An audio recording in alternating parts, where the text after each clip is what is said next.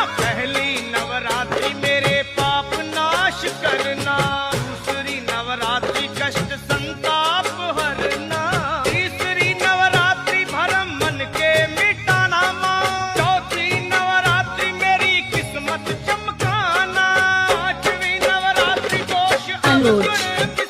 जगदम्बे भवानी, छठी नवरात्रि छुटकारा हो मोहजाल से, सातवीं नवरात्रि गाऊं महिमा सुर ताल से, अष्टमी को आना रूप अष्टभुजी धार कर, नवमी को निष्काम भक्ति का देना वर, तुम हो तारनहार मैया मेरी भी तारो जगदम्बे भवानी माँ। हे माँ पहली नवरात्रि मेरे पाप नाश करना,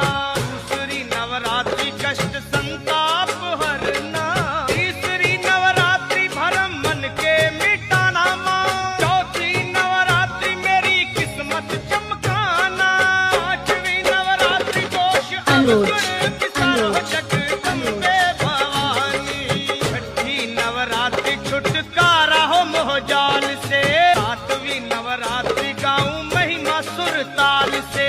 अष्टमी को आना रूप अष्टभुजी धार कर, नवमी को निष्काम भक्ति का देना वर, तुम हो तारनहार मैया मेरी भी तारो जगदम्बे भवानी माँ। हे माँ पहली नवरात्रि मेरे पाप नाश करना, दूसरी नवरात्रि कष्ट संताप हरना, तीसरी नवरात्रि भरम मन के मिटाना माँ, चौथी नवरात्रि मेरी किस्मत चमकाना, पांचवी नवरात्रि दोष